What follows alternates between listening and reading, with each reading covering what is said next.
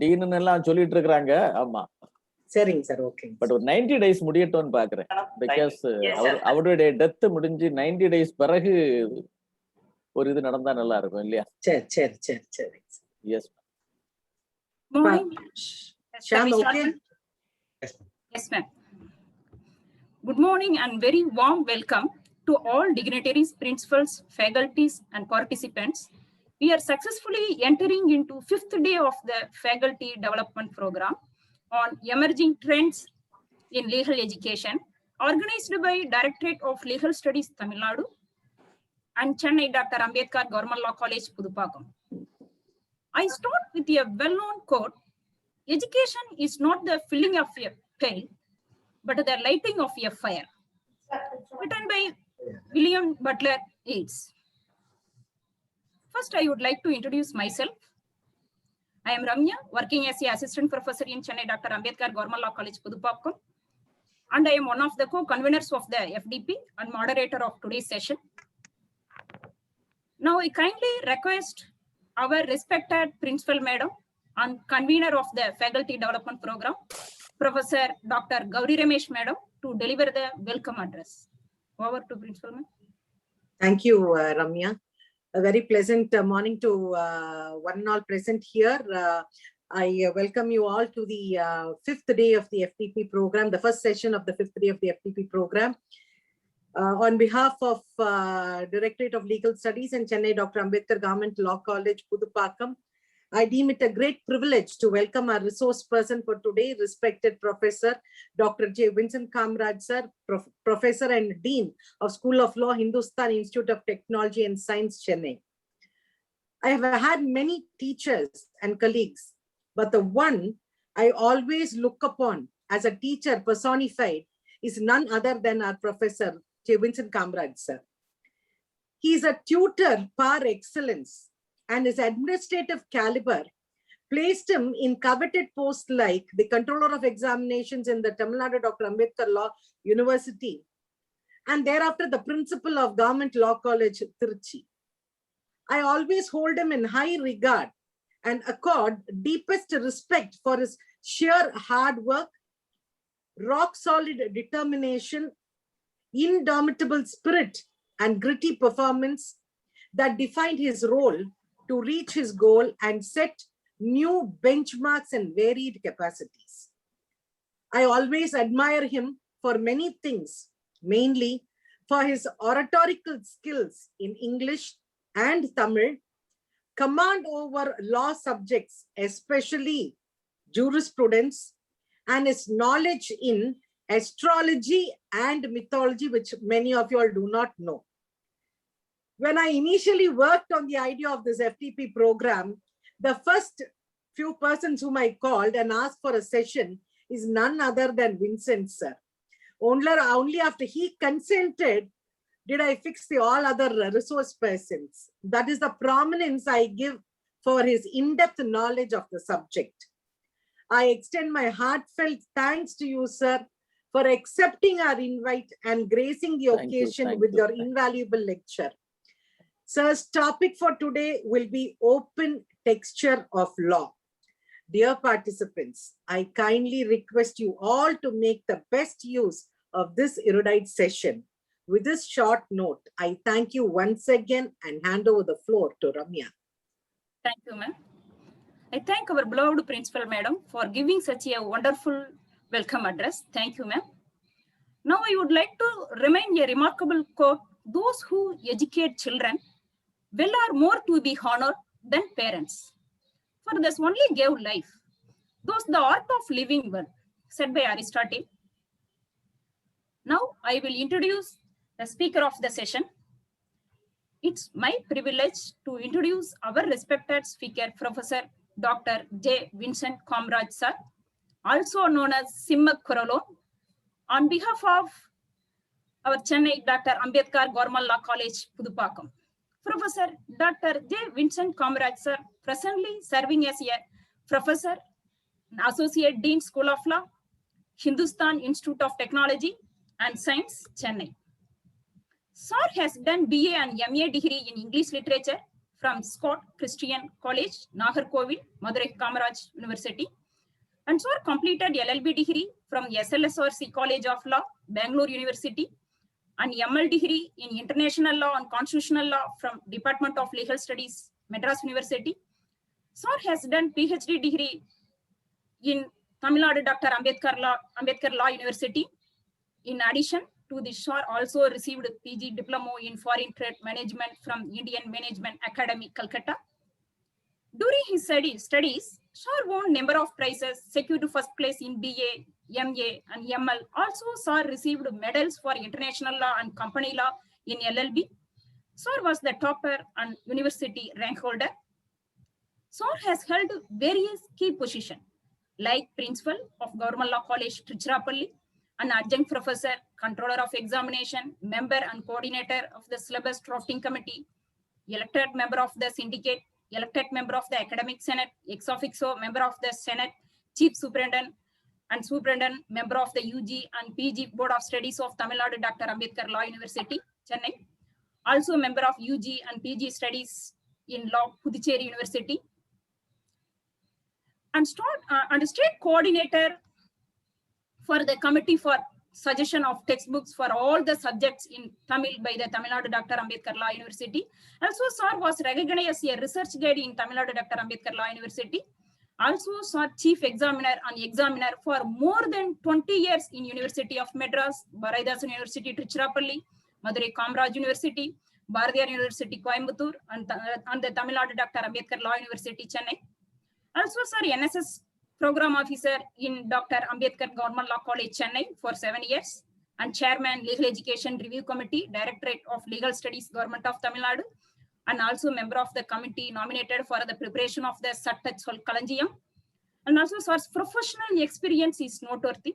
Sir enrolled as advocate and practiced in the High Court of Madras for 5 years and acted as a legal advisor who reputed registered societies, microfinance institutions, private sector limited companies, agro farms and realities. Also, sir, managing trustee and trustee in charitable organizations, including Hope Worldwide, a health service organization.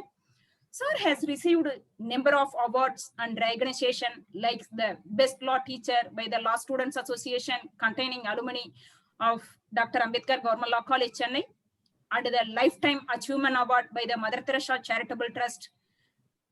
This adds diamonds to his crown.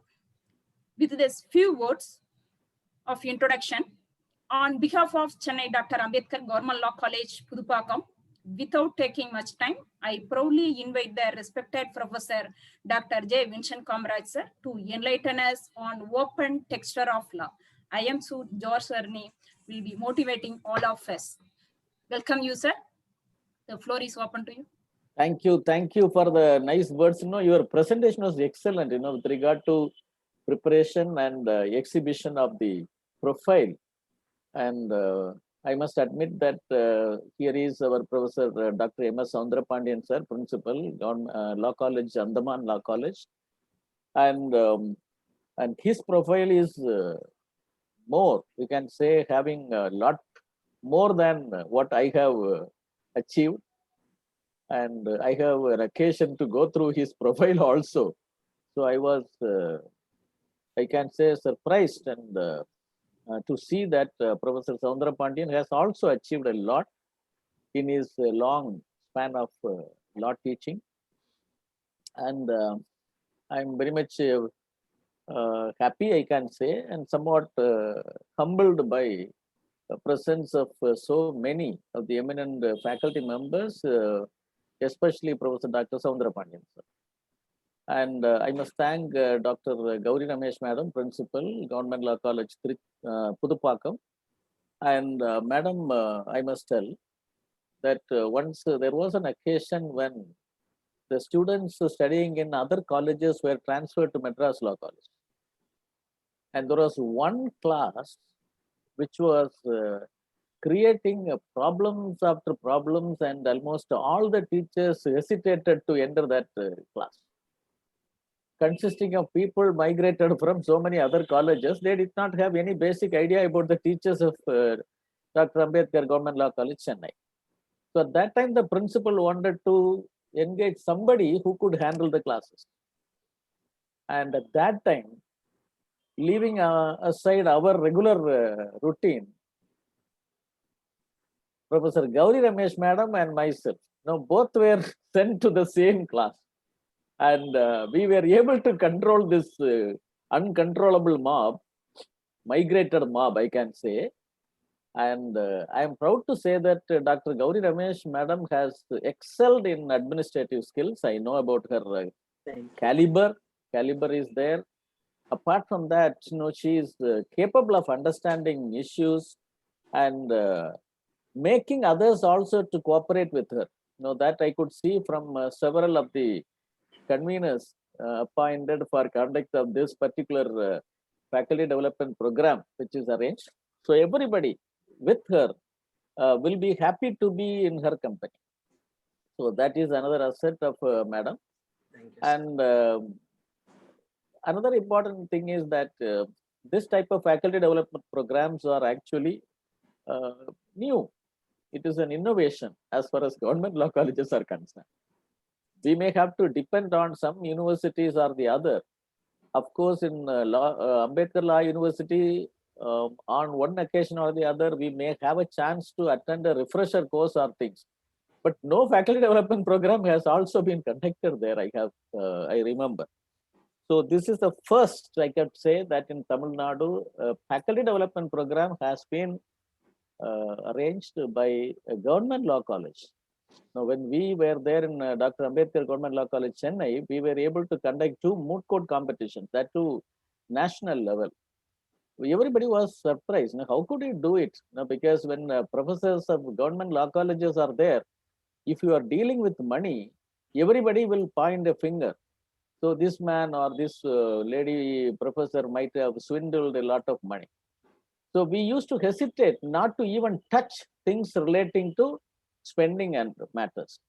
But we were able to achieve that. 2 competitions were conducted, but afterwards I became the controller of examinations. I went there, and one Dr. Kailvali, who was unable to continue with that because Professor Sridev and Kailvali were there in the members.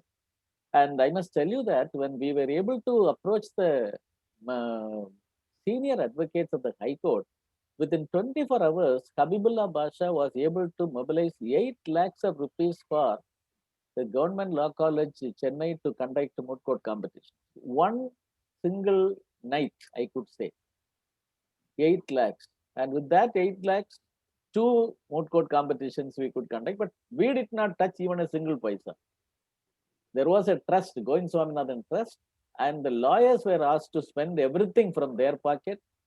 Otherwise, there will be always a chance for us to, of course, we may not taint, but others may try to spray paints on us. That is the usual thing. I am very much proud to be in your midst today and to talk to faculty members on certain aspects.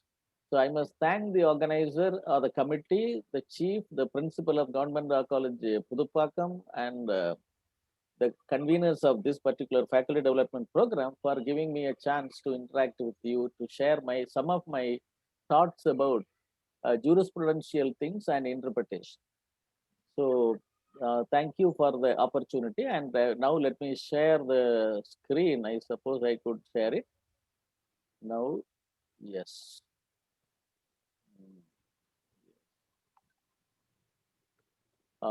I think the screen is visible. Yes, sir. It's visible, Visible, sir. sir. Yes. Now we go to the next Slide shows. yes. And just I have opportunity to speak on a related topic in Andaman Government Law College, because Professor M.S. Soundarpandian sir invited me to speak on a topic, and I spoke. I gave a topic like judiciary and rule skepticism, which was a different type of topic, and the law secretary of Andaman and the other officers, as informed by Dr. Soundarpandian sir, that they were taken aback by the topic. Likewise, I have given the topic open texture of law today. And normally it is not in the usual parlance, the professors normally will not go deep into it. So this texture, what is it, and what is open texture, and all these things, I don't want to define or take you for that. But I want to share with you a difficulty that we come across in giving a definition to law. There are perplex shades whenever we come across attempting to give a definition to law. There is only one method of definition. Aristotle said it is still valid. Per genus et differentium. This is the only method of definition found by Aristotle, and it is still valid and it is still followed. When you try to define a particular concept or define something, first you have to take the genus to which it belongs and then differentiates it as a species from the genus. No, that is what the usual method of giving a definition to anything. But you can find out that law defies such a definition. Now, the main problem is when you analyze law, first thing is that what do you mean by that? Whether it comes in a particular genus, or is it possible for you to find the species out of the genus? So this is a very big problem that we come across in attempting a definition of law. So only when we try to understand what is law, we can try to find out what is the nature of the law, whether the law is open textured or closed textured, or whether the law can have always susceptibility to incorporate nuances, denotations, and connotations. So this is what the main thing that we come across. Defining law itself is a very, very complex problem, because over the period of time, from time immemorial, we come across several approaches. The theological approach, the philosophical approach. We have come across a modern approach which is completely devoid of this basis of theological influence. Then another very big problem in attempting to give a definition of law is that law tries to govern human relationship. You are all aware of the fact that human relationship is always complex. Facial expressions, openly, when you see a person's face, you can find out that this fellow is a good person. No, because வெள்ளையா இருக்கிறவன் எல்லாம் பொய் சொல்ல மாட்டான். That is also, we used to have that talk. We think that, if a person has this type of physical structure, then that person will not lie or behave badly. No, if a person is with a very big body, with protruding belly and other things, normal approach is that இவர் தப்பு எல்லாம் பண்ண மாட்டார்.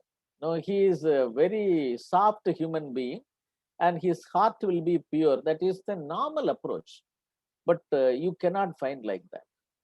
We may come across, so many God men, so many people who have great talents of satisfying multitudes of human beings with their techniques of, you can say, magic, we can say to some extent, or some kind of philosophical in-depth presentations. Through some method or the other, they are able to satisfy the people. But in their personal life, you can find that the same godmen will be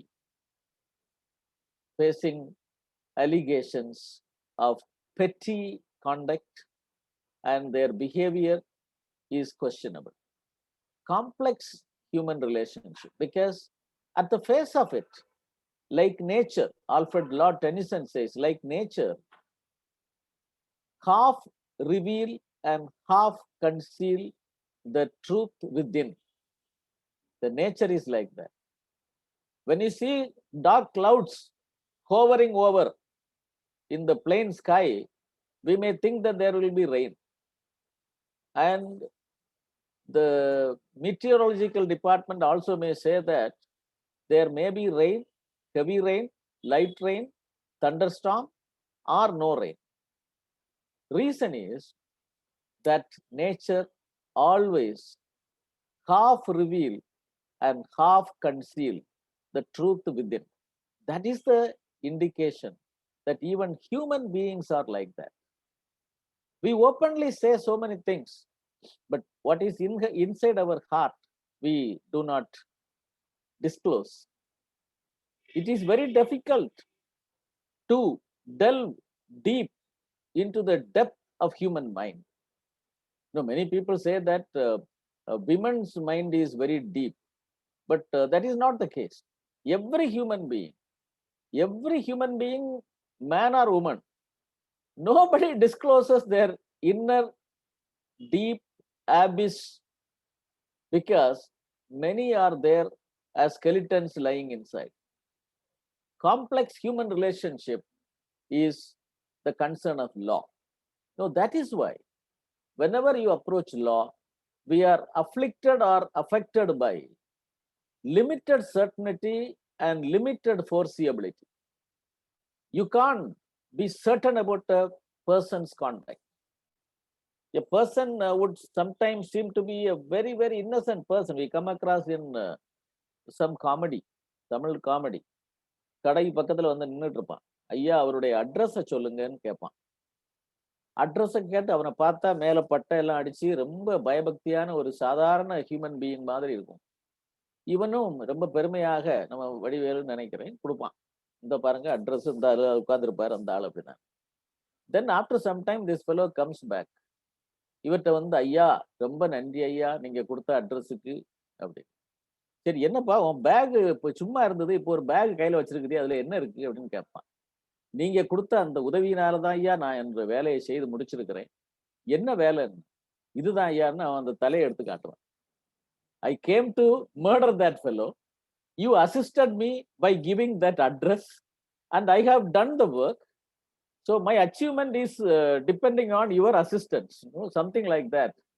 So Vadivel சொல்லுவாரு, என்னப்பா இப்படி பார்த்தா ஒண்ணுமே புரிய மாட்டேங்கு, ஆனா உள்ள நடக்கிறது வேறையா இருக்கேன். So that is the point with human relationship, and that is the point with the law also. Law always is afflicted by, of course, not corona affliction, but afflicted by limited certainty and limited foreseeability.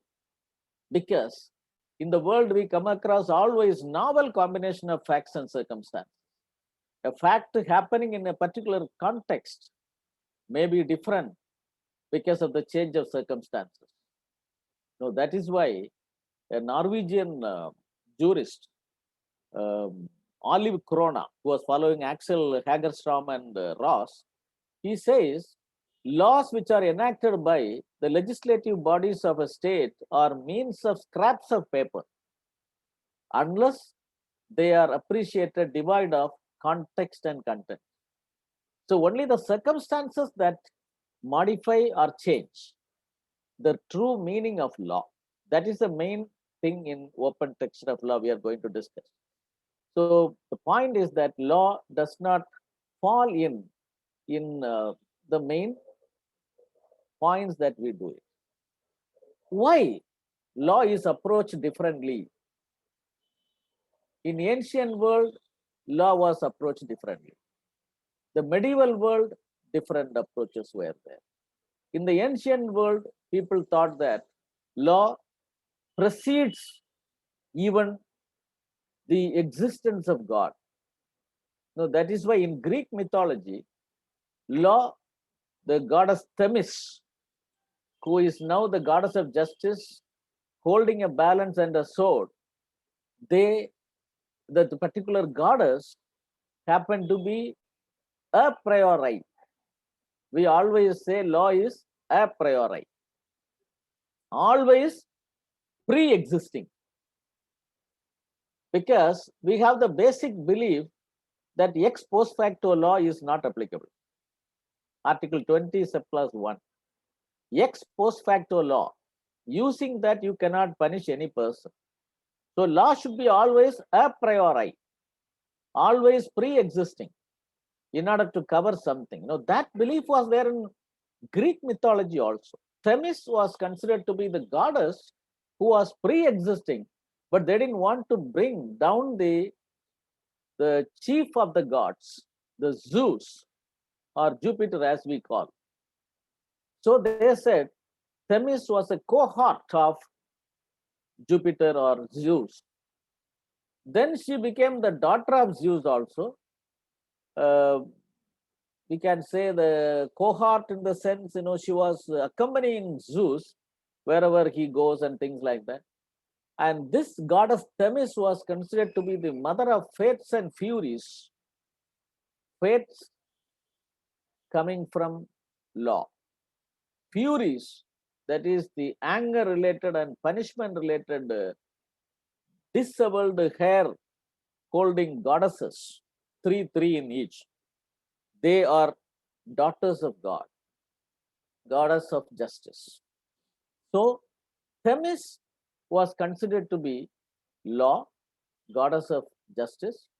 It was a priori. So law was always considered a priori. Then came the dominance of religion, philosophy, supernatural and abstract sense of law. So whenever people considered, they thought that law is always supreme. You come across the law university, that emblem, you have lex supremus. Law is always supreme. So the supremacy of law, in what sense it is to be approached, we must find out from the philosophical angle and supernatural angle. When in the medieval period, St. Thomas Aquinas devised a kind of jurisprudential dissertation for his students, he divided law as it is found into 4 categories. The first one is the divine law, and the second is natural law, and the third one is municipal law of the state, and the fourth one is the international law. Just divinum, just natural, just civil, and just gentium. Just is to be pronounced as use also, because J is silent there in Latin. Use divinum, we have to say. But in order to make it easy for you to grasp, I simply say just. In India also, we must understand that the same type of distinct categories of law was pre-existing in the prehistoric times. That is, dharma was considered the superior law, which all encompasses the entire universal principles, and it is actually applicable even to gods. So even gods can commit mistake and be punished by the dharma, divine law. And Rita is actually Rita from natural law. Then came the law made by the king, Raja Sasana. You have come across the edicts of Ashoka, edicts of the kings inscribed in the stone pillars that we come across. These are Raja Sasana only. And the international law is described there in the ancient Hindu mythology, Vyavahara and Sadachara. Now, these are the main 4 type of classifications about the law. Now, you try to give a definition to law here. Is it possible? How can we give a definition to divine law? Is it possible for us to find out the divine secrets? Now, we have an idiomatic expression that if we come across Deva Ragasya, secrets of God, our head will shatter to pieces, blasted into pieces. நீங்கள் தேவ ரகசியத்தை தெரிந்து வெளியே விட்டால் உங்கள் தலை சுக்கு நூறாக உடைந்து போகும். There are things like that. Point is, we can't try to find out. Human brain is small, of limited comprehensibility. If we try to find out, whatever is there in the world, even delving into divine secrets. Impossible. Now, that is why the limited comprehensiveness of the human brain is considered to be the reason for people who said nobody could find what is divine law unless and until it is revealed to somebody. Now, that is the belief of Christians. Through Bible, the divine law is revealed. You come across Decalogue, the first code, the 10 commandments given by God from a mountaintop to Moses. The Islam, it says the divine law was revealed through an angel called Jibreel to the prophet, the Holy Quran. In India also, the Vedas was written not by a literate. Veda Vyasa was not able to read and write, but Veda Vyasa had a medium for writing. Who wrote the Veda Vyasas? Veda Vyasas, Vedas. Can anybody unmute and say who was the script writer as far as Vedas were concerned? Lord Ganesha. Yes, Lord Ganesha wrote whatever was given, dictated by Veda Vyasa. So the belief is that only through a medium, divine law will come to us. It may be through the prophets, it may be through Jibreel, the angel, and then even the Islam says Prophet Muhammad was an illiterate. He did not know how to read and write. He was called Ummi. Prophet Muhammad was an Ummi, meaning illiterate. So when he came down from the cave, when law was given to him, he came down, he was unable to express himself, write anything in a paper, or because he is an illiterate. Then his uncle, Abu Bakr, came. He said, this man is suffering from some problem because he knows he is endowed with something, knowledge, which is incomprehensible. This man is unable to express. Then he asked him to come out, speak whatever you got from angel Jibreel. Then this man was narrating, and the narration was a poem. And narration was written by Abu Bakr. That is the Holy Quran now. So something in India, Lord Ganesha had to write. When his pen ran out of ink or something, some particular problem, he had to break his dant to write the Vedas.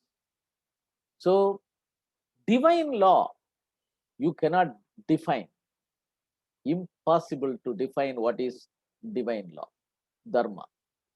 Then comes what is applicable or accessible to human brain, the reasoning capacity.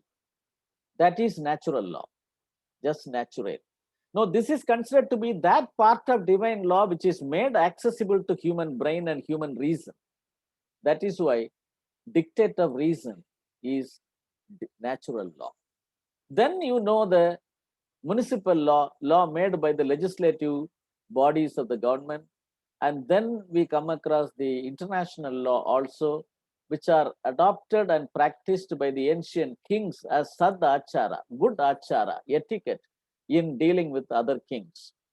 So this type of approaches are still available in law and legal sphere. But what is the problem? The problem was that in the ancient world and even up to the medieval world, only the priests held the view that law can be made accessible only by a brain of a priest, not by ordinary human brains. This is a very big problem. Law is accessible only to priests. They can only find out what is law. The Holy See, the Pope, in the ancient as well as medieval Europe, he was maintaining that he has two swords. One is spiritual sword, and the other is the temporal sword. Spiritual sword is for ascertaining things relating to spiritual things. And the temporal things are also worldly things, political matters. So everything was up to the Holy See. He was only able to see whatever is there in the world through the capacity of the brain endowed with him through ordination by God. But after the medieval age, there was liberty. Liberty is nothing but liberation of law from ecclesiastical bondage. The dynamic dictators and dynastic rulers, they wanted to maintain that they are supreme in their own areas of territorial suzerainty. Political and temporal matters, they considered that kings are supreme. There was emergence of strong sovereigns. They militated against papal supremacy. Renaissance led to Reformation. Martin Luther King challenged the dictates of the Pope when there was sale of indulgences, selling the chit or license to go to God. If you pay 5,000 rupees, your sins are cleaned. If you pay 10,000 rupees, you will get an additional ticket, so that usually after death, you can go near the heavenly gate. Now, this type of things were there, which were opposed by many philosophers as well as strong sovereigns. They militated against the papal supremacy, and then that resulted in what is called state sovereignty. And state, the king or the queen, they maintained that they are supreme as far as the political matters, as far as the conduct of human beings in a state is concerned. 3 acts of supremacy were passed in Europe, that is English Parliament. Henry VIII passed 2 acts of supremacy, and Queen Elizabeth passed 1 act of supremacy. They said, the Queen of England is supreme. My dear Pope, you may be the Holy See, but limit yourself to spiritual matters. And there, Elizabeth and Henry VIII went to the extent of saying that even in spiritual matters, with reference to the territorial extent, we can have an archbishop who can get instructions from the Pope, but Pope cannot directly interfere in the state. You know, this is a problem which is going on from the medieval period until the modern world. We come across the center state problems even from time immemorial. Louis XIV was the most dynamic ruler of France. When the great writers like Voltaire, Rousseau, Montesquieu, and great scholars in Paris, they were actually writing and bringing to the open space and public domain so many books relating to individual human rights. And when they assembled in a public assembly building in the Versailles Palace in Paris, there, what happened was, there was a problem. The king came, Louis XIV came. Louis XIV came and was answering these people. They were elite, brilliant, selected representatives of the people of France. But before them, this king, Louis XIV, came and he said, what do you want? They said, we want a constitution. We want a structure of a state which will clearly show the different authorities. Louis XIV came and he undressed himself. He was standing naked before the eye of the great, eminent, elite representatives of the people of France, and declared that if you want a constitution of France, you see my body. My body is France. I am the state. This is the constitution. This is the structure. If you want the basic structure, you can wait till my death. The skeleton will come. Such an approach was there with the despotic rulers of Middle Europe, like Maria Theresa of Austria, Catherine the Great of Russia. This lady was able to get everything in her life. She was considered to be a benevolent despot. But many historians used to say that Catherine is the benevolent sexpot because she had more than 50 paramours in her palace. Friends, that is all. Then came Napoleon Bonaparte, and the Napoleon Bonaparte was the first person to codify all the laws, including administrative laws, right administrative, Napoleon. There came a difference and problem. There is an element of common law in England. The Roman law, we know how it has developed. But when it came to common law, there is a problem. It is not Rajasasana. It is not law made by the sovereign of England. But it emerged over a period of time. And the common law was a distinctive legal system, which is different from the other legal system. The common law, if you approach, you will find out that the common law is there in different principles, which were followed from time immemorial by the courts of England, which is not made by the sovereign. It is not enacted by a parliament. It is not mandated by any religious or superior authority. It is not found in any scripture.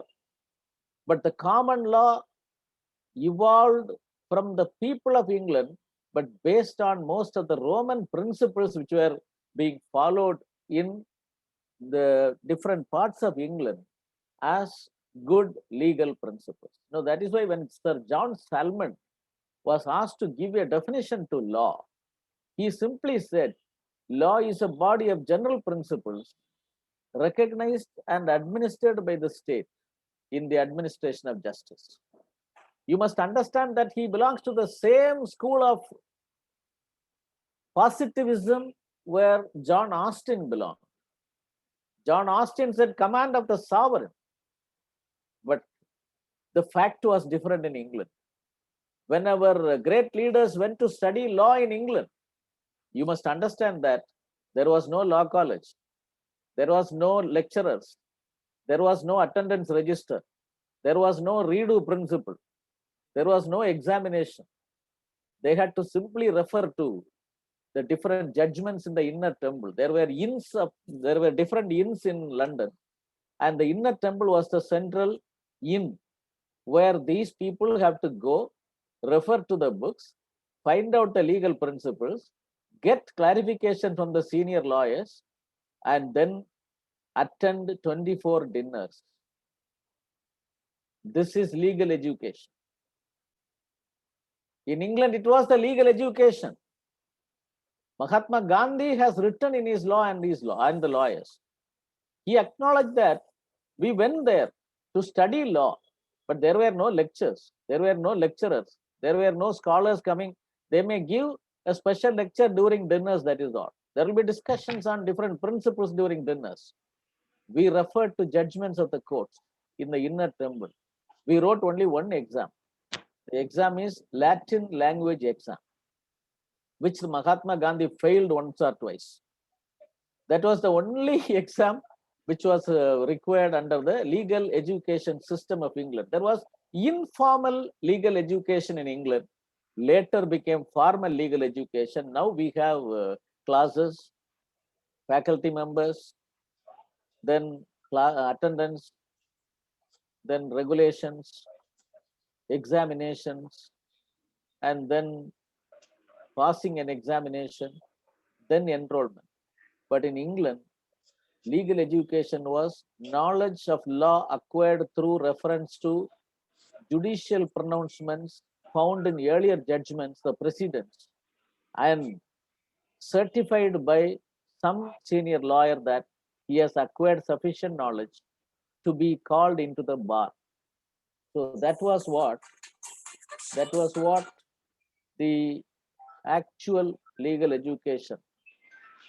Legal education changed because the common law, almost majority of the countries in the world now are following the common law principles. India is a common law country, Australia, Canada, US, many countries, they follow the common law principles even today. But when John Austin said judges cannot make law, then the judges also accepted that we are mere servants of the crown. They repudiated international law. They said we don't apply international law in England because we are supposed to abide by our king. No external principle can be used to determine any adjudication in a court of law. And this is just, I said, not just there was Austin's approach. They said these people can only declare the law, not make the law. Judges can declare the law and they cannot make the law. No, this is the reason for the repudiation of the constitutional law and international law. What is declaratory theory? Blackstone's declaratory theory.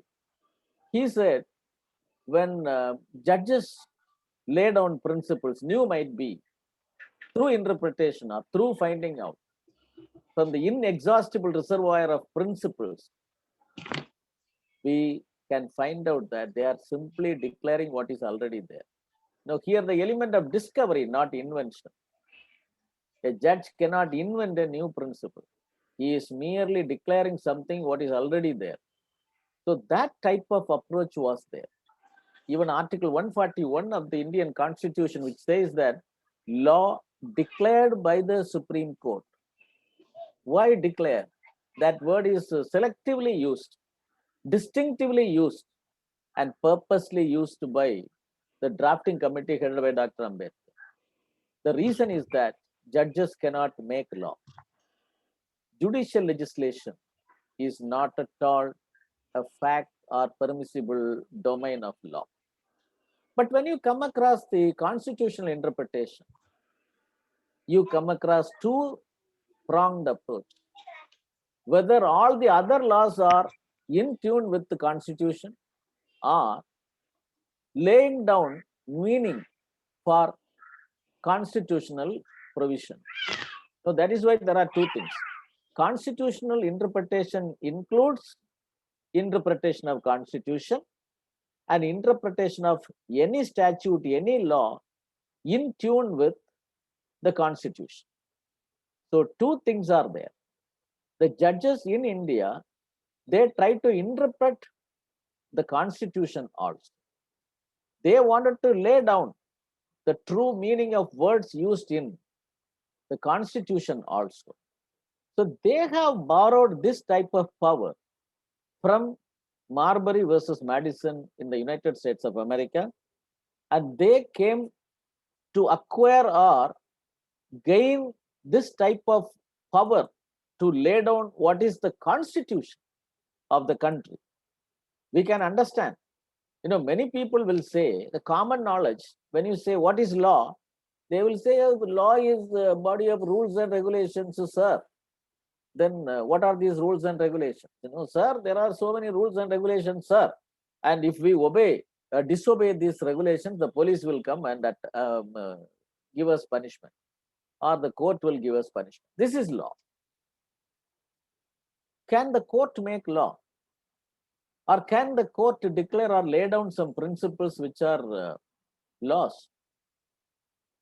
Only a law student, after going through a lecture given by a professor, that law is not simply rules and regulations which are made by the parliament or lawmaking body, but it is more than that. If you analyze Article 13(3), Article 13 defines law. There is a definition there. What is law? What is the law? Article 13(3). Can any professor say? 13 subclass 3 of the Indian Constitution.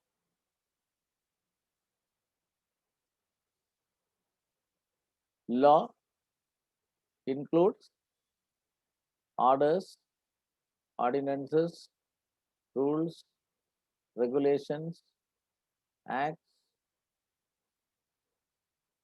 then bylaws. All these things are there in Article 13.3.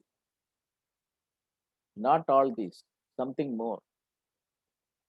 The custom and usage having the force of law. Our constitution recognizes something which cannot be defined in simple terms. Can you define a custom in simple terms as law? We know that custom is law. Even a convention where the consent element is there, that consent element distinguishes between custom and convention. Custom is binding for everybody. Convention is binding only to those who have agreed to be bound by it by signing that particular convention. So when custom is recognized as law, then what is the meaning of it? Now, this is a very big problem. Here, when the judges wanted to lay down what is a custom and whether a custom can be inconsistent with the fundamental rights, part 3 of the Constitution, when the Sabarimala custom was there, the Sabarimala custom saying that women of particular age is not entitled to go to Lord Sabarimala Ayyappan, and they cannot scale that 18 steps. They cannot go near the sanctum sanctorum of the temple. This is prohibited by custom. Then the Supreme Court of India said, custom is also law. And if it is law, Article 13.2 comes into picture, or 13.1. If you say that it is pre-constitutional, 13.1, then also, if it is inconsistent with the fundamental rights or part 3 of the Constitution, it can be void. It can be held void. Here it is held that Article 17, untouchability in any form is prohibited. The Supreme Court analyzed it and said that if you say that age-related or a kind of untouchability in any form is thrust upon a gender of a community, that will definitely be in violation of part 3 of the Constitution, especially Article 17 of the Constitution. Article 14, 21 definitely are there. So Sabarimala custom is law under 13.3 of the Constitution, and if it violates Article 13.1 and 2 will definitely come into the picture. It will be void to the extent of repugnancy or inconsistency. So this is a problem. How to define law in that sense? Is it easily possible? Here, I was asking, can there be an age-related untouchability? Untouchability, we consider that a particular sect or group of people are considered untouchable for a long time due to certain inhibitions, customs, or practice. But age-related, the same lady can go to the temple after attaining the age of 50 or before attaining the age of 10.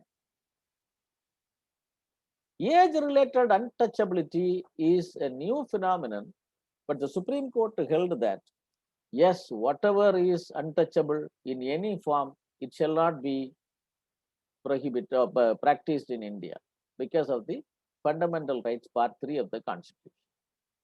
So the judges, they arrogate to themselves the power to lay down what is Constitution.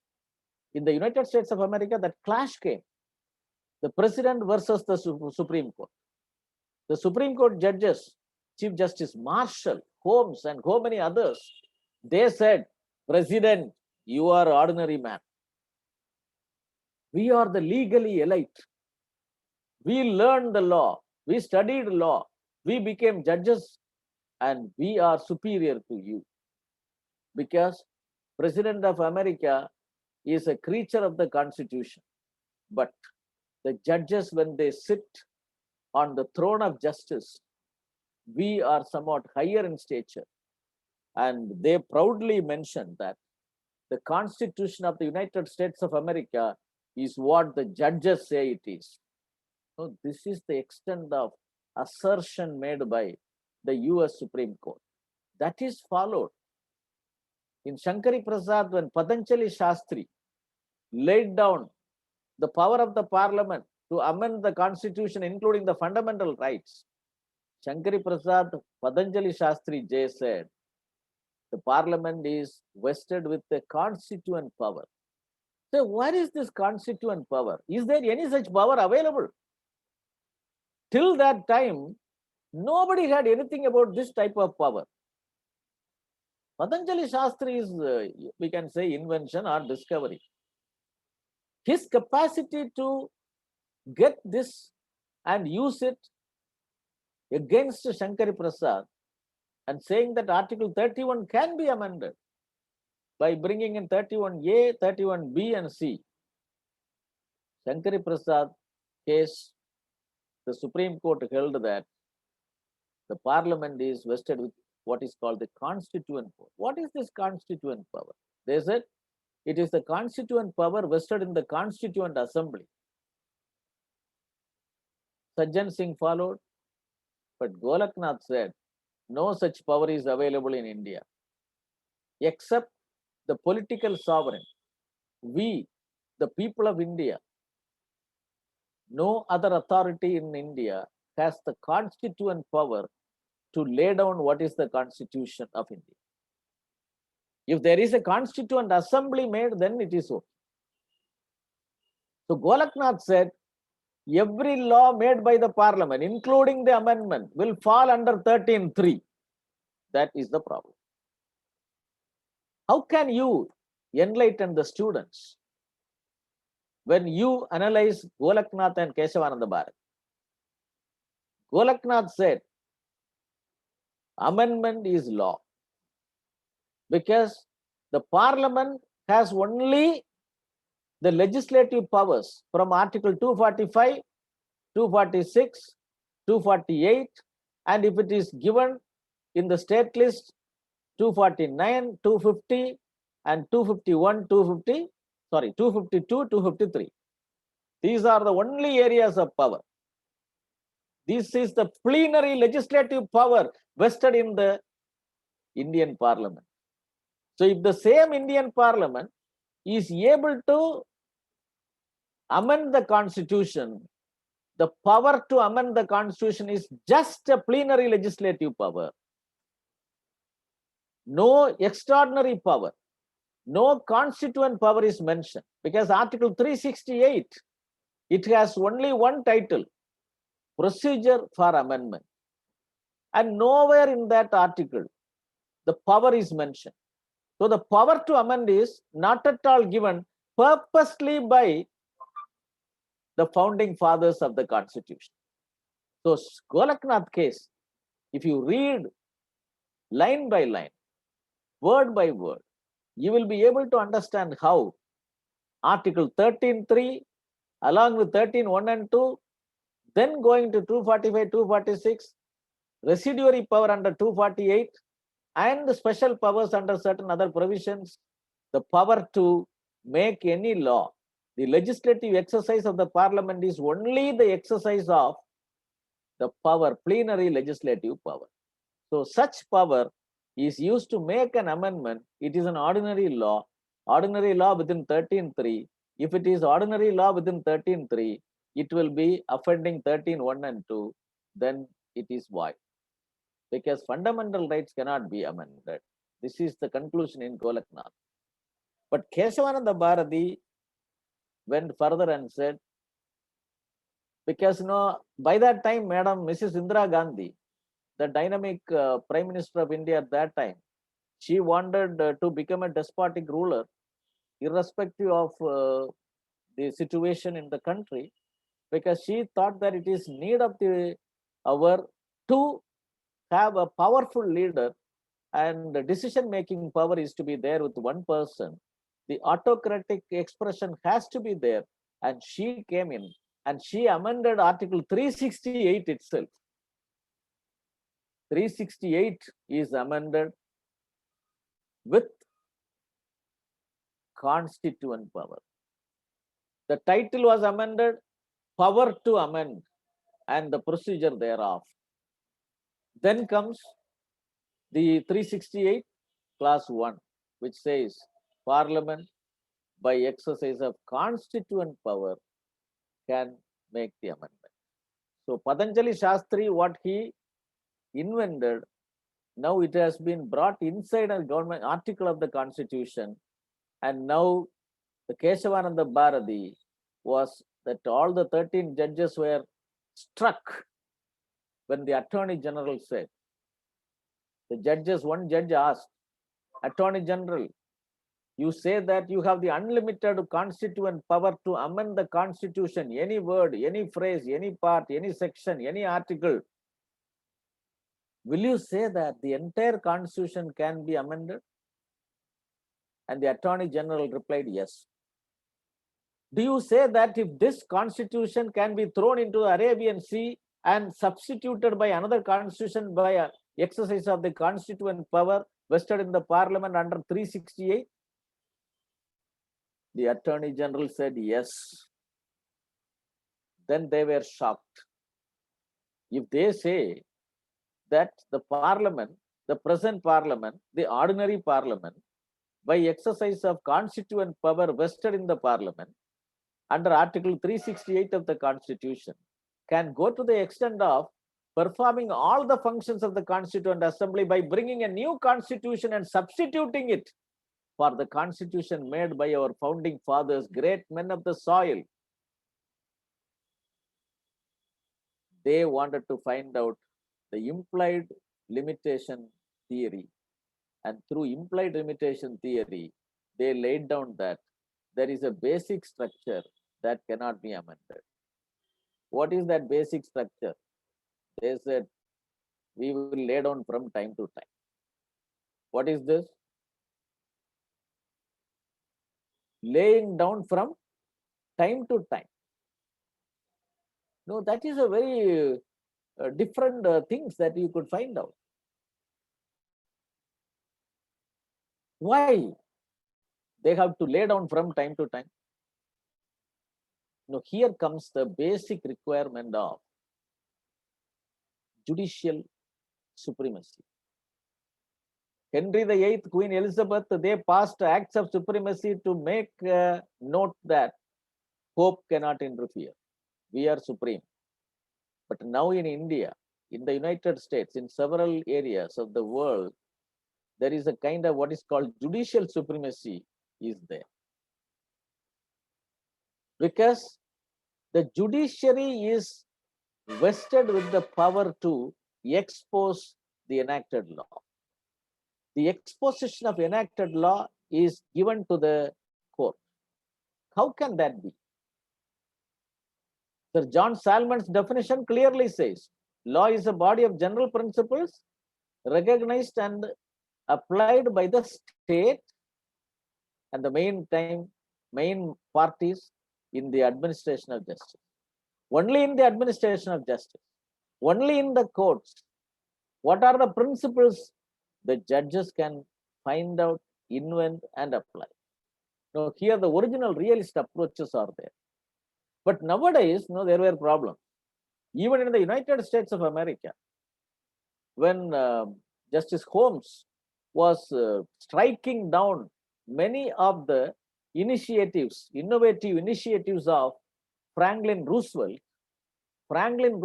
simply came out in the open and said, I want to fight the fourth time presidential election on only one agenda. Do you want the Supreme Court to be subservient to the President of India? You elect me, you vote for me. If you accept that Supreme Court is superior to President of India, don't vote for me. That was the election canvassing by Franklin Roosevelt when he was contesting the election for the 4th time for the president of US. Now, you may be surprised. How can there be? Only 2 times are there. Only after Franklin Roosevelt, this 2-year, 2-term presidency has come into existence as a conventional behavior. Before that, it was not like that.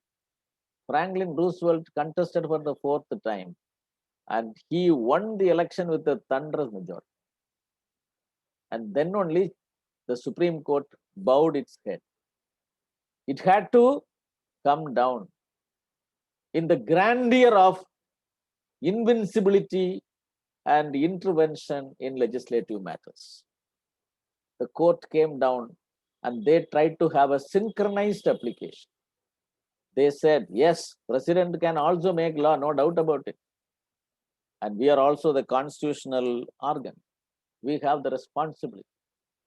But the main point here is that why courts are getting more power? We have to have a final arbiter in matters. If there is a dispute between the union and the states, if there is a dispute between 2 states, if there is a dispute which is under appeal against a high court judgment, there shall be a final arbiter to determine and decide once for all.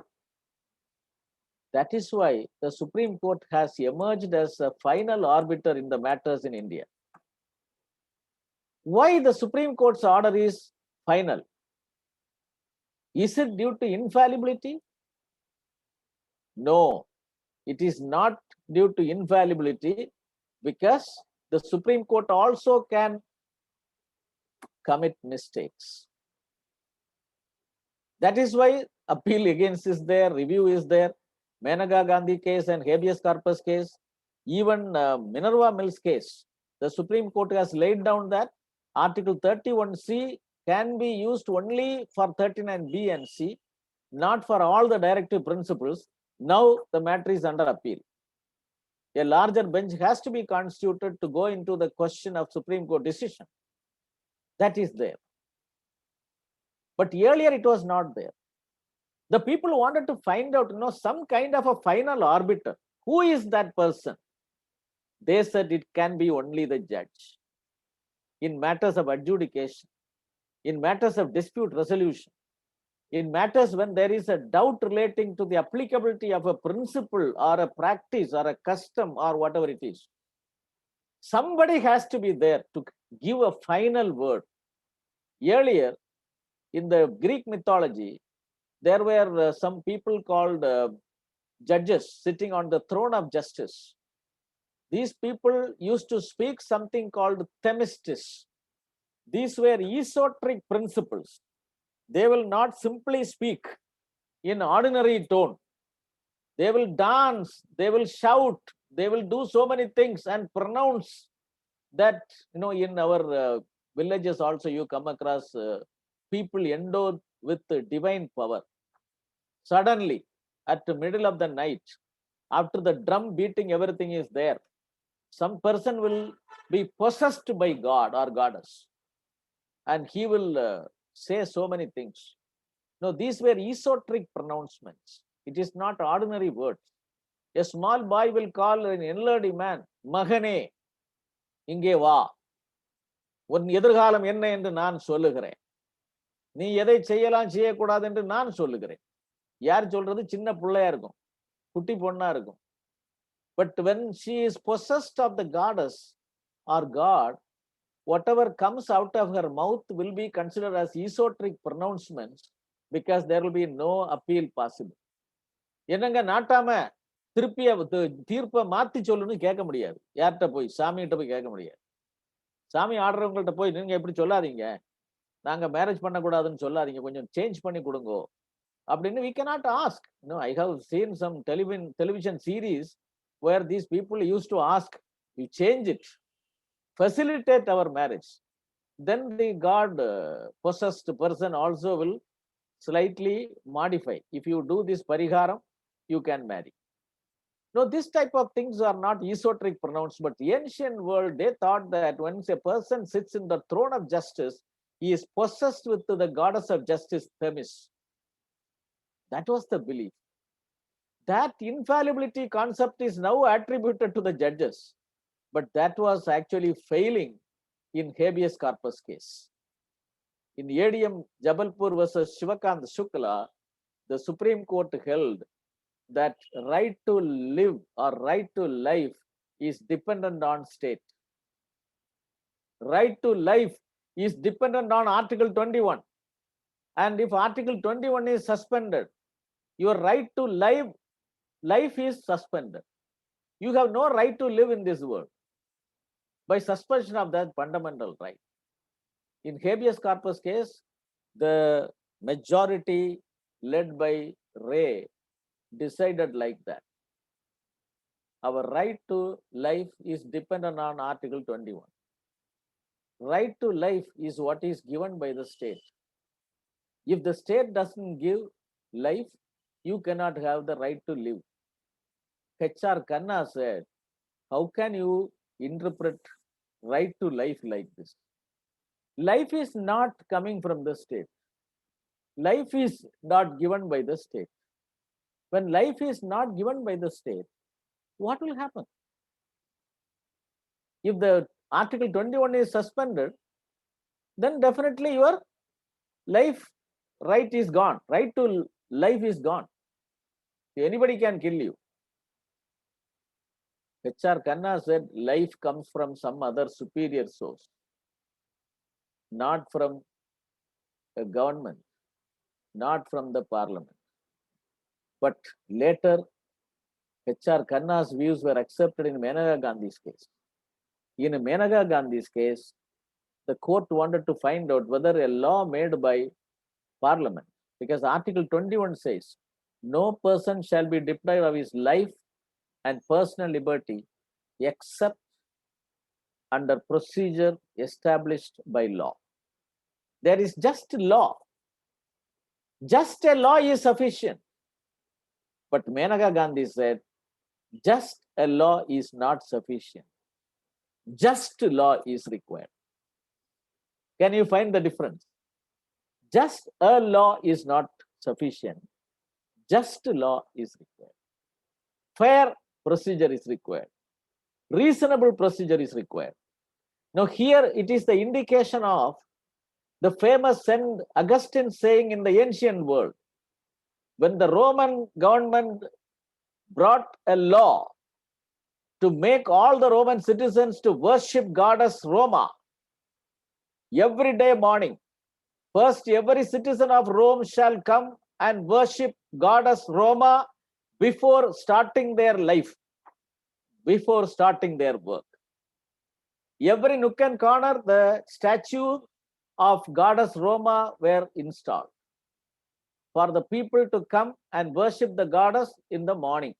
The first thing is they must worship goddess Roma. The early Christians, they were jealous Christians. Fellows went to St. Augustine. What is this? A law is made. We have to worship this Madam Roma, goddess of Rome. Should we worship her? It is against our religious principle. St. Augustine gave the famous legal maxim, lex injusta, non est lex. Meaning is, unjust law is not law. It doesn't have the status of law. Now here comes the problem. Why open texture is there is the problem. How will you find out what is unjust law, what is fair law, and what is reasonable law? Who will decide? You may have to go to the court. The court may lay down today one law is unjust. Tomorrow they will say that it is just. If you are going to the court always for the purpose of getting the final opinion about a law, a great jurist wrote, we will be propelled into the quagmire of eternal conjecture. Now, the words were very much appealing to me. That is why I just mugged up that particular phraseology, propulsion into quagmire of eternal conjecture. Conjecture is guess. If this type of dependence on a judicial pronouncement for the purpose of ascertaining the true meaning of law is there, then there cannot be any certainty. You may have to always presuppose. Sometimes it may happen. The court may strike down the law, or the court may uphold the law. This is the problem. Here comes the difference between invention and discovery. Or the courts declare already existing law, or they are inventing new law. The predictability and uniformity of judicial pronouncement was a problem. In American practice, due to the artificial intelligence, the American courts, if a case is there, the facts of the case is given to the computer, the law provisions are given to the computer, then the judge's historical background, his life and his views and the previous judgments are given to the computer will give the judgment. This judge is going to pass this type of judgment only, the computer will give you. That was the predictability of judicial pronouncements in United States system due to artificial intelligence. You must understand that in 1980s, Richard Suckings, the advisor to, or artificial intelligence advisor to the Lord Chancellor of England, this man had done a research in 1980s, and he has written 3 books. End of Lawyers, The Future of Justice. No, 3 books. It says that the future is going to be governed by artificial intelligence. You are not going to teach. The computer will teach. You are not going to pronounce judgment. The computer will find out and give you the judgment. The judge has to simply sign it. Or the teacher has to simply wait and see what is going on in the computer. Nowadays, we have online classes. What type of online classes? We know. The students are very much present, mostly mobile present.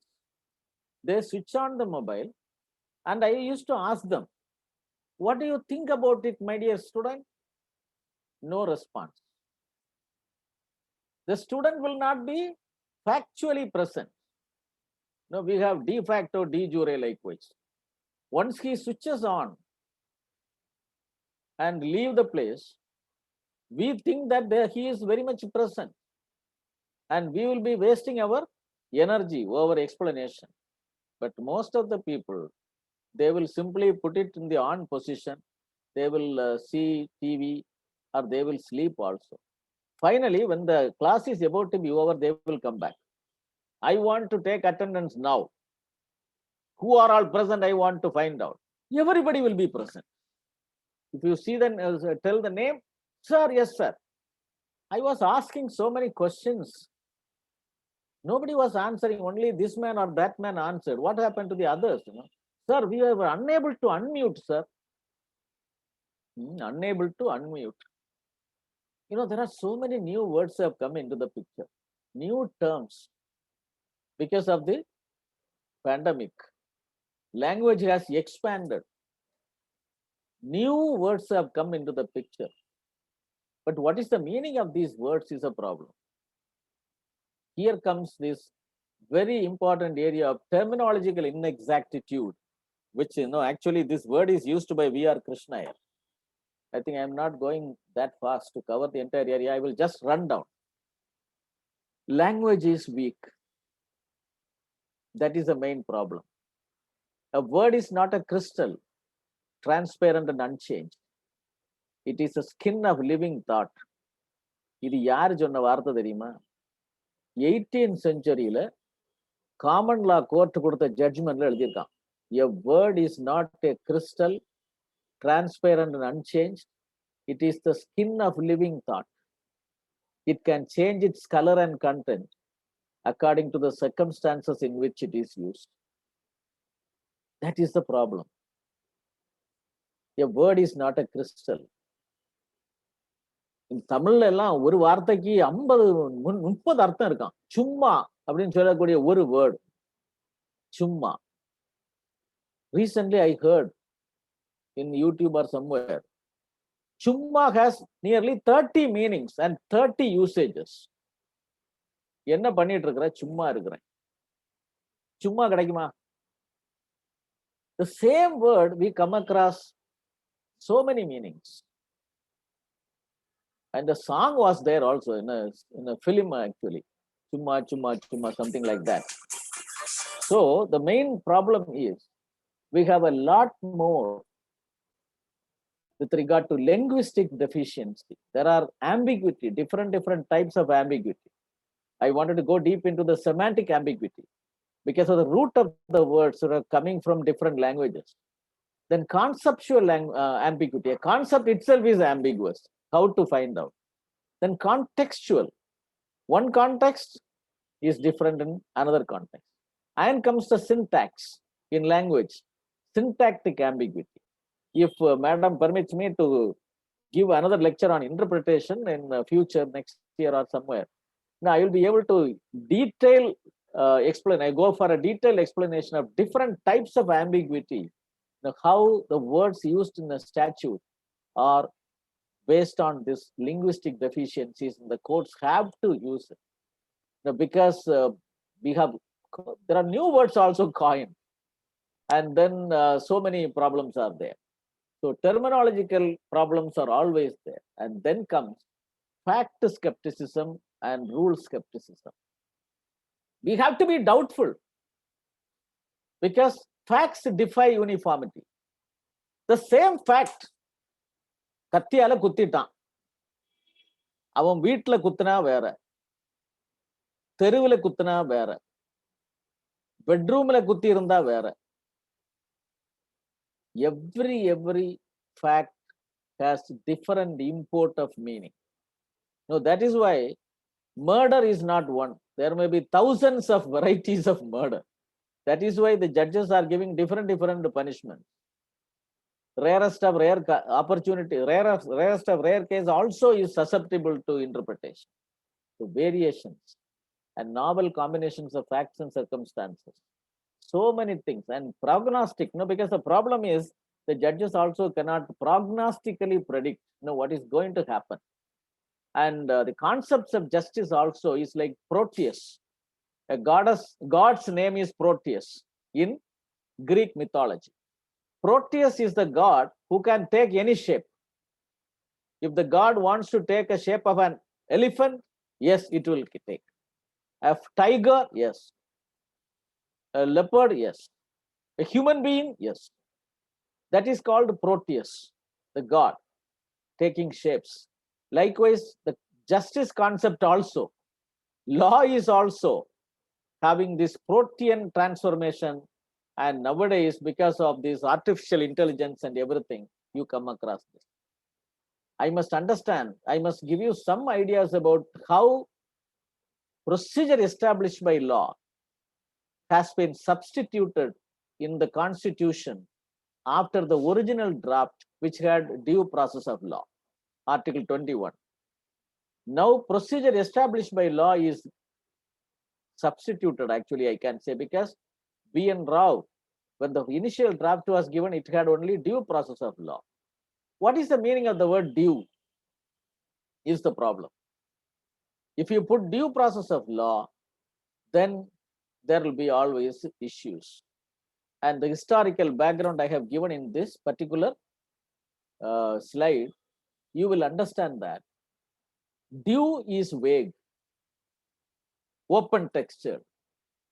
The surface is rough. You can polish it. There is gap for inclusion, open texture. But procedure established by law, they thought that it can be limited texture. But that was not correct. Because the Supreme Court has changed the import of the meaning in different types. You will come across transience of sovereign will and the permanent sovereign will concept in J. Jayalalitha case. Madam was held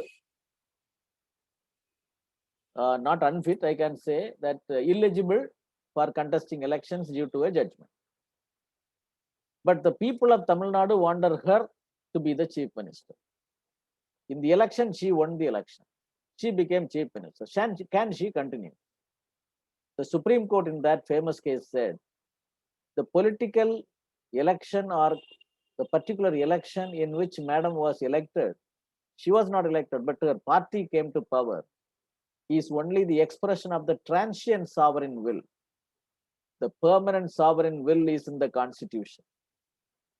So every electoral outcome has to be in tune with the Constitution of India. And they held that Madam cannot continue as Chief Minister.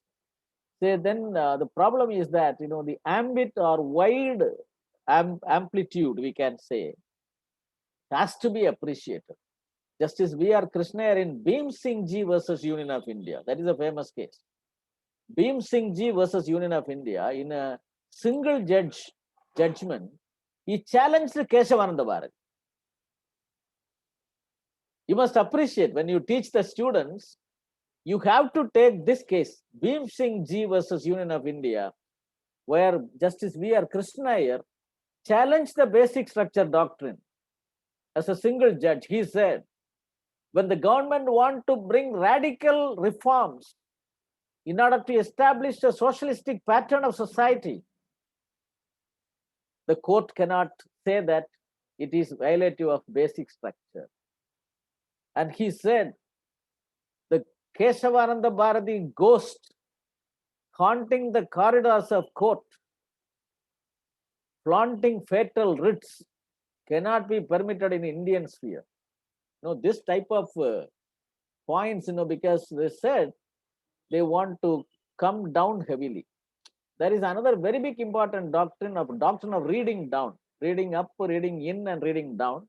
That is also an interpretative provision where you will find out how textualism has to give place to purposivism.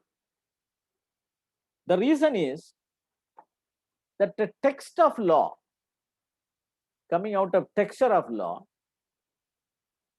sometimes the judges have to read down the law. Reading down is, you have to bring down the ambit of applicability of a provision of law. You will come across the doctrine of severability also in constitutional interpretation, where the judges in USA said it is a power vested in the judiciary not to amend the law, but to mend it. What is mending and what is amending? Not terminological jugglery, but the meaning of the words where there is a loose lexical amplitude is there. The courts have to interpret by reading down. Sometimes they have to bring more. Sometimes they have to bring down. Because law is always a hypothetical phrase. You cannot simply come to a conclusion that law is always static and it is not dynamic. But at the same time, the judiciary has to be restricted. Judiciary also must be restricted. How? The canons of construction in the US parlance. There are guiding principles. The canons of construction, rules of interpretation are there. We normally teach literal, golden, and mischief rules, are some of the subsidiary rules, which are canons. There are minimum 200 canons of subsidiary rules of interpretation available. And most of the cases, you will find last antecedent canon, series qualifier canon, redundant language canon, then so many surplusage canon. So all these canons, you can find out if you analyze the canons of interpretation, canons of construction, which is being followed in the US and in Scandinavian parlance, and even in India, we can use these canons for the purpose of restricting the ambit of interpretative acumen of the court. But the court normally will be guided by the linguistic corpora. They will say that we will go by only the literary meaning, the dictionary meaning of the words used in the statute. Now, here comes a problem. When we say that law is open textured, when law is always susceptible to modern innovation and influence on the changes due to the dynamism that is inbuilt in the law. How could you come to a safe conclusion that we will give the dictionary meaning, the ordinary meaning, or at the most, they say that we will go to the outer boundaries of appropriate usage, or what is called periphery of the linguistic corpora. The meaning of the word given in the dictionary. Dictionary also will give 5 meanings or 10 meanings. These are peripheral meanings. So you can go at the most to the periphery of the meaning, not substantive canons will be there, complete changes. Because here you come across dynamism in law. You will find out modern innovations, science and technology, and virtual windows and virtual doors of knowledge are open now. You can advise your students to approach the digital library. They can appreciate what is vested in the internet, but mostly they would be misleading also. There are false information uploaded in the internet, and we know that internet is also not factually correct. That is why there is a new theory of new science of cyber hygiene is coming. I don't know whether, I think only in Chengalpattu Government Law College, cyber law is there. In Pudupakkam, it is LLM in Environmental laws, sir. Climate. Environmental law. But cyber system is nowadays very big problem. There are so many cyber security issues, online frauds. 2 days back, Professor Sudhir telephoned me, and one student from student, now he is an advocate in Madurai, said, "Sir, your Facebook is hacked. Somebody is asking for money. In your photograph and everything is there." I deactivated. I was asked by my son-in-law to deactivate, and the procedure also was there. And another son-in-law in US says deactivation will not give any benefit, because the photo, everything they can copy and open a fake account and ask so many people of your friends. Then messages were, I have written in my Facebook a message, I am hale and hearty. I am healthy, both physically and financially. I don't need any help. Don't entertain such requests for assistance. I have to do it, my dear friends. 2 days back, you can find out in my Facebook account. I have done it. The reason is this type of online frauds. So new things coming into environmental awareness, there also new outlook is there. And we come across public lynching. What is the law there? We have to change it, because we had an original prehistoric idea of dharma adi. Dharma adi kudukuradhuna artham enna? I don't know whether dharma principle can be applied for that. If a person is found killing a girl, I saw everybody coming and beating him. Everybody in the vicinity, they want to take a piece of the cake. ஒரு அடியாவது அவனை கொடுக்கணும்னு கொடுக்குறாங்க. Mostly ladies, young girls, they were beating that fellow. Yes, he has done a heinous crime, killing a girl who has not entertained his advances. இது one side love. But அவனை எல்லாரும் அடிக்கலாமா? நம்ம ஊர்ல தர்ம அடின்னு ஒண்ணு இருக்கு, ஒரு கான்செப்ட் இருக்கு. Here the taking part in dharma adi is not an offense, but normally it is not permissible. So when public lynching, mob lynching, or encounters in police and police behavior, the colonial mindset of the police department people, so many areas, when the migrant workers were traveling by walk in the UP border, I saw that the government officers were spraying sanitizers and pesticides on the people. No, this is a miserable spectacle. We cannot even imagine such things happening. Maybe pandemic. The fear is there. Everybody has to wear mask. But if you come across a man without wearing mask, you cannot beat him straight away. You can give, say, some advice. My dear friends, I must say that the impact assessment norms are also a new area or dynamic area. Judicial impact assessment, Vellore citizenship case, Citizens Forum. But what about legislative and executive impact assessment? What impact assessment was taken before announcing a lockdown? Are they taken? Are there statistical information? How many migrant workers are there in Tamil Nadu? In my small plantation in my village there in Kanyakumari district, I visited, I have given it to one person. When I visited that place, there are 4 or 5 people there, small, they were speaking Hindi. I asked that fellow who was given the responsibility to look after the coconut plantation farm. That fellow said cheap labor. They have to be given only food and some place to rest. They are ready to work. That is why these 5 people are being employed as servants in that farm.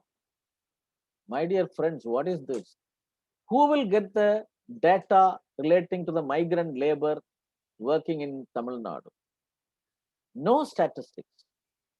So many new areas and new responsibilities are there for the government, for lawmakers, and it will further complicate the texture of law. It will also further make the law open textured.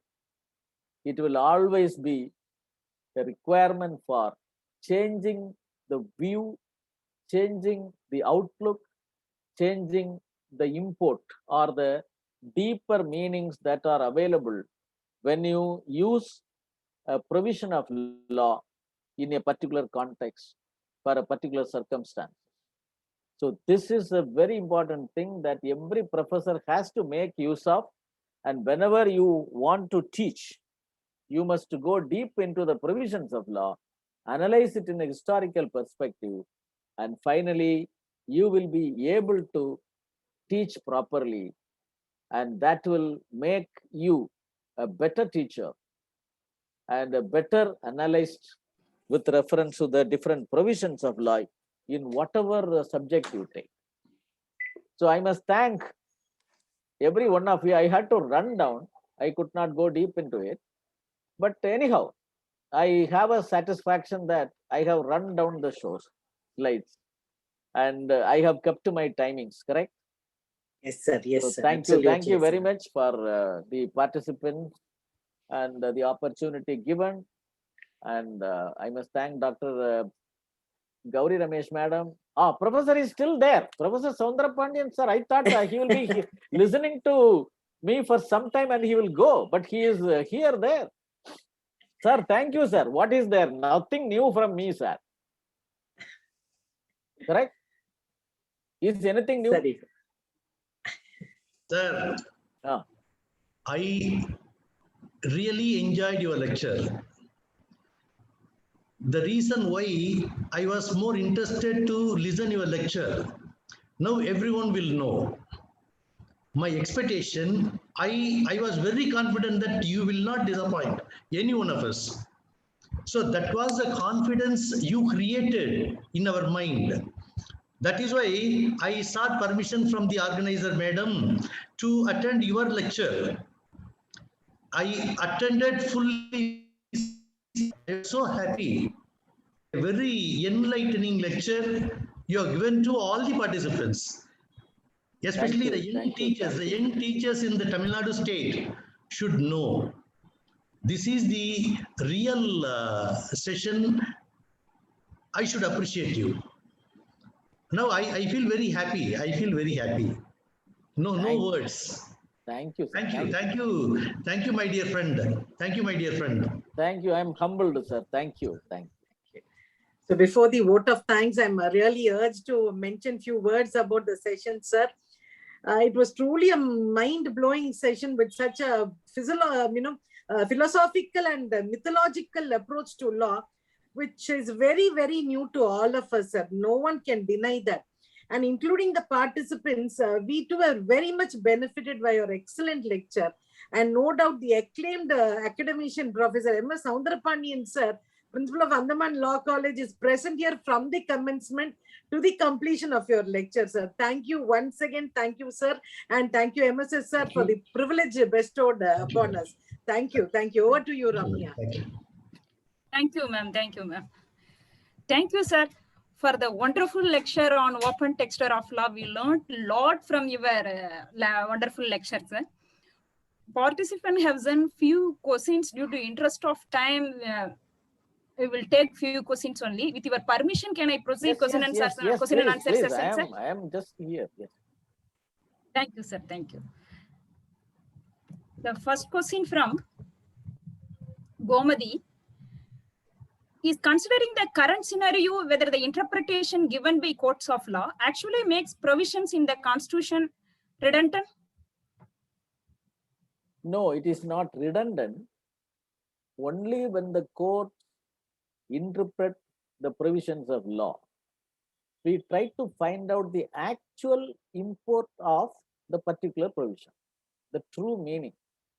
And the basic thing is that any constitutional provision, any word used in the Constitution is always open texture.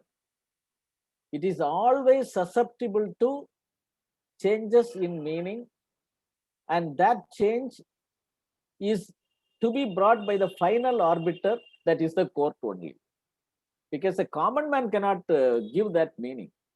So if it comes from, அதாவது மோதிர கையால good போடுறோம்னு சொல்ற மாதிரி, even for a provision of law to get an acceptability and authenticity, the Supreme Court has to say that. Then everybody will accept because of Article 141 also. Law declared by the Supreme Court shall be binding in all the courts. So it is a law. So interpretation is law. The meaning given by the court is law. And it is declared. You have to accept it as the meaning. It will change, no doubt about it. Redundancy concept is nowhere there because in law, redundance will not come anytime. Superfluidity in application of law at times may be pointed out, but redundance in interpretation of meaning of law contextually, semantically, and whenever there is a need for it, it has to be done. Never redundant. Thank you, sir. Next question from Sudhir Chandran. So judges make law in light of Vishaka and other judgments? Yes, it is considered to be D.K. Basu guidelines, Vishaka guidelines. After this Nirbhaya case also, several guidelines are laid down. Earlier, Section 92 of the CPC, scheme suit, the court can lay down the method of administration of a trust property or something like that. It was an evidence of judicial legislation. But now, the courts are openly making law also. You cannot now say just dicere, non just there. Now the courts also go to the extent of just there also. Now, because they lay down several principles, several regulations, several rules, several norms to be followed by others. So they are not making law, declaring law, all these things are not applicable. Whatever is laid down, that word has to be understood in that. You have to read up, not read down. It is laid down by the Supreme Court. When it is laid down, it is law. It amounts to judicial legislation like the doctrine of prospective overruling. It is an invention, not a discovery. It was never there earlier, but the Supreme Court invented and used it. Likewise, we have to accept that whatever has been laid down by the Supreme Court is law, and it amounts to judicial legislation in the sense, and that is why I wanted to take this topic for the teachers. When a question of law is made, when somebody is asking what is law, you cannot give a simple definition of law. You cannot say that law made by the parliament, legislative assembly, legislative bodies of the state, panchayat union council, municipal corporation. No, Executive can also make law. Maybe subordinate legislation. Judicial legislation is subordinate legislation coming under that category. But supreme legislation is also there. When Supreme Court lays down a meaning to the constitution, provision, or law, it is law. Yes. Thank you, sir. The last question from Jayashree. Instead of defining law in the conservative manner, is it correct to define it as set of principles of do's and don'ts to resolve, minimize, to avoid problems? Do's and don'ts. Will it confer any right? Will it confer power? Will it enable the judge to pronounce a judgment? Do's and don'ts. What about the power conferring rules? A judge cannot be compelled to punish or not to punish. Do's and don'ts are like commands of the sovereign of Austin, the primary rules of obligation, as H.L. Hart says, but it is not applicable to all the cases. Here, we on our own do certain things, but that may not come within the do's and don'ts of law. Liberty is something different. Here comes privacy judgment. Sexual orientation, gay relationships. Here, what will you do? Since they are decriminalized, can we say that these do's and don'ts are not available there? Justice Holmes defined right as a permitted sphere of action. Permitted sphere of action. When you have a right, permission is granted. You can behave in a particular way. If you don't have a right, you cannot behave. But liberty is completely different. That is why the constitutive connotations will always differ. You cannot simply say do, or you cannot simply say don't. But mostly, say for example, 80% that acceptance is there. Do's and don'ts only. Traffic regulations. Moral turpitude. There are actions involving moral turpitude. One lady, I think yesterday, there was a telecast. Just kissing a girl is not wrong by a sadhu or sadguru or a great saint. It may be divine transmission of some kind of blessing. What can we say? Can you do and don'ts will be there? Can you restrict that? Problems are there. So that is why I said open texture. Law cannot be brought down into a small areas of do's and don'ts, because nobody could find what are the do's and don'ts which are there in natural law and divine law. It is beyond our human perception. Yes. Thank you, sir. Thank you for answering all the questions and also spending your precious and valuable time with us. Thank you very much, sir. Thank you. Now it's time to conclude the session. I would like to thank all on behalf of our institution, Chennai Dr. Ambedkar Government Law College, Pudupakkam. It's my immense pleasure to express my sincere thanks to Man of Action, Professor Dr. J. Vincent Kamaraj, sir. The way he explained the topic is exemplary. Thank you very much, sir. And my grateful thanks to respected Professor Dr. M.S. Soundararajabandiyan, sir, Principal of Andaman Law College for Player, Andaman and Nicobar Islands. Your presence is a great pleasure and encouraging to us, sir. Thank you very much, sir. Now I would like to thank all dignitaries and faculties, principals and professors of various institutions for participating in this session. And I wish to express my gratitude and thanks to our captain of the ship, our beloved respected principal madam and convener of the faculty development program, Professor Dr. Gauri Ramesh ma'am for providing encouragement and outstanding support. And I wish to express my gratitude and thanks to all the participants across the nation for making the session grand success. Thank you, Ananda. One Thank you, second. thank you Ca- very much. can you share the chat box comments and the queries? Because there are so many queries coming. Yes, So sir. Yes, sir. We will share later. Lots of compliments and many more questions. Due to You- paucity So of many time only, we have to. Yes, we share with. If but it is but shared, I definitely can will share. respond. Yeah, I will Yes, sir. respond. Yeah, to definitely, sir. professors. Yes. Definitely, sir. Thank you very much. No, Thank you. Yehangini is also there, I suppose. So Yes, many sir. teachers Yes. are there. Yes. Very nice to be with you. Thank you. Thank you. Thank you, sir. Thank you, sir. Precious, Thank you. precious. Thank you, Thank you, sir. Soundara Pandian, sir. Soundara Raja Pandian only. Always a Raj. Yes, sir. Again, I will change, sir. Soundara Raja, sir. Oh, you are giving a new name to him. Yes. Raja. He- Thank you. Thank you. Thank you. Thank you, sir. Thank you. I'll stop the live stream. Yes. Yes. Yes, participants, the